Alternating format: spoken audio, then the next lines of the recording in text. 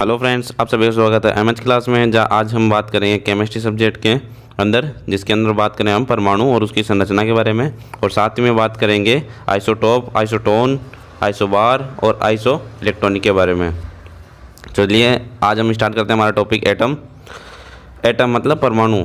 परमाणु वह छोटे से छोटा कण जो रासायनिक अभिक्रिया में भाग ले सकता है, वो क्या कहलाता है? परमाणु। और यह स्वतंत्र अवस्था में नहीं रह सकता है। और अणु, अणु क्या होता है? यह स्वतंत्र अवस्था में रह सकता है और ये यौगिक का छोटे से छोटा कण है। तो परमाणु क्या होता है? जो रासायनिक अभिक्रिया में भाग लेता है। अच्छा, अब जो ये मैंने दिखा रखा है, इसमें ये तो हो गया परमाणु क्रमांक, ये हो गया परमाणु भार। इसी के साथ हम जो केमिस्ट्री के अंदर इन्हें डिनोट करते हैं, किसी भी धातु, अधातु या कोई भी तत्व हो तो तत्व के अंदर उसका क्रमांक और उसकी परमाणु भार को इस प्रकार से प्रदर्शित करते हैं। और इसी के साथ साथ जो उसका परमाणु क्रमांक होगा वही उसकी प्रोटॉनों की संख्या होगी, और साथ ही में इलेक्ट्रॉनिक संख्या भी इसके ही समान होती है। अगला हम बात करेंगे आवोगाद्रो संख्या। आवोगाद्रो संख्या का मान क्या होता है? 6.022 × 10⁻23। ये आवोगाद्रो संख्या है, इसका मान हमेशा एग्जाम में पूछा जाता है। इसके बाद जो परमाणु है उसके मूल कण के अंदर यह 3 तत्वों से मिलकर बना होता है, जिसके अंदर प्रोटॉन, न्यूट्रॉन और इलेक्ट्रॉन। जैसा मैंने स्ट्रक्चर में बता रखा है, इलेक्ट्रॉन जो इसके अंदर जो इसका केंद्रक होगा उसे हम नाभिक बोलेंगे, परमाणु के केंद्रक को, और इसके चारों ओर एक पार्टिकल मूव करता रहेगा एक चक्रण संख्या के अंदर या राउंड शेप में ये मूव करता रहेगा उसके चारों ओर नाभिक के, तो वो कहलाएगा इलेक्ट्रॉन। इलेक्ट्रॉन हमेशा नाभिक के चारों ओर चक्कर लगाता है, जैसे पृथ्वी सूर्य के चक्कर लगाती है उसी प्रकार। और नाभिक के अंदर 2 तत्व मौजूद होते हैं, वो है एक तो प्रोटॉन और एक न्यूट्रॉन। तो अब इनके खोजकर्ताओं के बारे में हम जान लेते हैं, जैसे कि प्रोटॉन, इलेक्ट्रॉन, ये परमाणु, नाभिक, इन सब के खोजकर्ता कौन कौन थे। तो परमाणु के खोजकर्ता थे डाल्टन, और इसके अंदर जो नाभिक होता है उस नाभिक के खोजकर्ता थे एनरिको फर्मी। इसके अंदर जो इलेक्ट्रॉन पाया जाता है उस इलेक्ट्रॉन के खोजकर्ता थे जे थॉमसन। और जो प्रोटॉन है, प्रोटॉन के खोजकर्ता थे गोल्डस्टीन। और इसके साथ इसके जो न्यूट्रॉन के खोजकर्ता थे वो थे जेम्स चैडविक। इसके बाद हम इलेक्ट्रॉन, प्रोटॉन, न्यूट्रॉन की कुछ मुख्य अभिलक्षण या कुछ कैटेगरी या इनकी विशेषताएं जान लेते हैं। तो पहला इसमें इलेक्ट्रॉन का प्रतीक होता है -1 E0, मतलब ये इस पर आवेश होगा ऋणात्मक। और इलेक्ट्रॉन का द्रव्यमान होगा 9 × 10 की घात -28 ग्राम।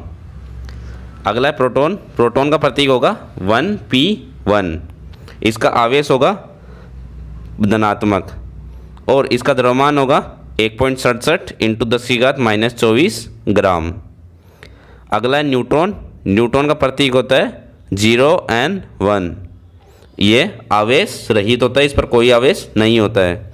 इसका द्रव्यमान होगा 1.67 × 10 की घात -24, जो प्रोटॉन और न्यूट्रॉन का द्रव्यमान समान रहता है। और परमाणु क्रमांक क्या होता है? जो मैंने बताया था अभी कि नाभिक में उपस्थित प्रोटॉनों की संख्या ही परमाणु क्रमांक कहलाती है। तो परमाणु क्रमांक क्या हुआ? प्रोटॉनों की संख्या। तो जितने प्रोटॉन होंगे उतने ही परमाणु क्रमांक होगा। और द्रव्यमान संख्या क्या होती है? द्रव्यमान होता है नाभिक के अंदर प्रोटॉन और न्यूट्रॉनों की संख्या का योग। जितने प्रोटॉन और न्यूट्रॉनों की संख्या का वजन होगा उतना ही उसकी द्रव्यमान संख्या होगी। तो चलिए इसके बाद हम बात करेंगे आइसोटोप, आइसोबार, आइसोटोन और आइसो इलेक्ट्रॉनिक, मतलब समस्थानिक, समभारिक, समन्यूट्रॉनिक, सम इलेक्ट्रॉनिक के बारे में। तो चलिए स्टार्ट करते हैं। पहला हमारा समस्थानिक मतलब आइसोटोप। वह परमाणु क्रमांक जिसमें समान परमाणु क्रमांक होते हैं और द्रव्यमान भिन्न भिन्न होते हैं। तो परमाणु क्रमांक समान हुआ और द्रव्यमान भिन्न भिन्न हुआ तो वो हुआ समस्थानिक। इसमें सभी में प्रोटॉनों की संख्या समान होगी, न्यूट्रॉनों की संख्या भिन्न भिन्न होगी। कैसे? जैसे हम एग्जांपल लेते हैं 1H1, 1H2, 1H3, ये हाइड्रोजन के समस्थानिक है तीनों। इनका नाम है प्रोटीरियम, ड्यूटेरियम और टाइटेरियम। तो पहला है, इसमें पहले में परमाणु क्रमांक 1 और परमाणु भार 1, तो इसका डिफरेंस आया न्यूट्रॉन की संख्या 0 तो इसका डिफरेंस हो गया 0, मतलब न्यूट्रॉनों की संख्या 0। दूसरा है परमाणु क्रमांक 1 और द्रव्यमान संख्या 2, इसका डिफरेंस है 1, तो न्यूट्रॉनों की संख्या 1। थर्ड है परमाणु क्रमांक 1 और परमाणु द्रव्यमान संख्या 3, तो इसका डिफरेंस आया 2, तो न्यूट्रॉन की संख्या हो गई 2। तो न्यूट्रॉनों की संख्या क्या आई? 0, 1 और 2। तो इसके अंदर सारे अलग भिन्न भिन्न हो गई न्यूट्रॉन की संख्या। और प्रोटॉनों की संख्या कैसे बराबर है? मतलब ये जो परमाणु क्रमांक है 1, 1, 1, तो परमाणु क्रमांक संख्या समान हो गई और द्रव्यमान संख्या 1, 2, 3 ये भिन्न भिन्न हो गए। तो ये हो गया आइसोटोप, मतलब समस्थानिक। और आवर्त सारणी में सबसे ज़्यादा समस्थानिक वाला तत्व कौन सा है? तो सबसे ज़्यादा समस्थानिक वाला तत्व है पोलोनियम। अगला है समभारिक, मतलब आइसोबार। अब ये होता है सेम टू सेम समस्थानिक का जस्ट अपोजिट, मतलब बिल्कुल उल्टा। जैसे कि उसमें क्या था? परमाणु क्रमांक समान और द्रव्यमान संख्या अलग अलग थी। इसमें क्या है?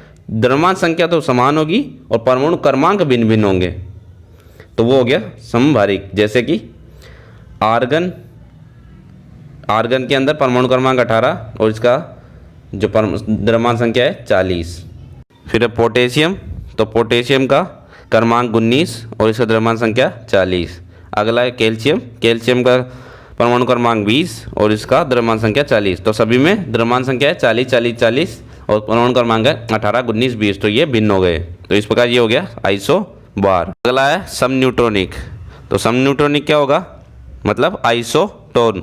जिन परमाणुओं में न्यूट्रॉनों की संख्या समान होती है वो होते हैं समन्यूट्रॉनिक। जैसे कि मैंने पहले जो समस्थानिक एग्जाम्पल में बताया था, प्लूटोनियम, ड्यूटेरियम, ट्राइटेरियम में अलग अलग न्यूट्रॉनों की संख्या आ रही थी। तो इस प्रकार जो न्यूट्रॉनों की संख्या समान होगी तो वो होगा समन्यूट्रॉनिक, मतलब आइसोटोन। तो जैसे एग्जाम्पल लेते हैं 1s3, हमने ये हाइड्रोजन का थर्ड समस्थानिक लिया है ट्राइटेरियम, और एक हीलियम 2He4। इसके अंदर देखो H में परमाणु क्रमांक 1 हो गया और इसका परमाणु बाहर हो गया 3। वैसे ही इसका डिफरेंस आएगा 2, 3 में से 1 गया था 2, तो न्यूट्रॉनों की संख्या हो गई इसमें 2। ऐसे हीलियम में क्या होगा? 2 परमाणु क्रमांक और 4 परमाणु द्रव्यमान संख्या, तो इनका जो डिफरेंस आएगा वो भी 2, तो न्यूट्रॉनों की संख्या हो गई इसमें 2। तो न्यूट्रॉनों की संख्या दोनों में 2, 2 है, तो दोनों समान है, तो परमाणु जो इसमें परमाणु ना इसमें होगी न्यूट्रॉनों की संख्या समान, तो इसके कारण इसे बोलेंगे हम सम न्यूट्रॉनिक। ऐसे ही अगला है सम इलेक्ट्रॉनिक, मतलब आइसो इलेक्ट्रॉनिक, जिनमें आयनों और परमाणुओं के इलेक्ट्रॉनिक विन्यास समान होते हैं। आयन और इलेक्ट्रॉनिक विन्यास वो होंगे सम इलेक्ट्रॉनिक। जैसे एग्जाम्पल लेते हैं नियोन, सोडियम, मैग्नीशियम और एल्यूमिनियम। इनके अंदर देखो नियोन पे कोई आवेश नहीं है, सोडियम पर +1 है, मतलब 1 आवेश कम होगा। मैग्नीशियम पर +2 है, मतलब 2 आवेश कम होंगे। एल्यूमिनियम पर +3 है, मतलब 3 आवेश कम होंगे। अगर माइनस होता तो इसमें बढ़ते आवेश। ऐसे ही देखो अब नियोन का परमाणु क्रमांक 10, आवेश इस पे 0, तो आगे टोटल 10।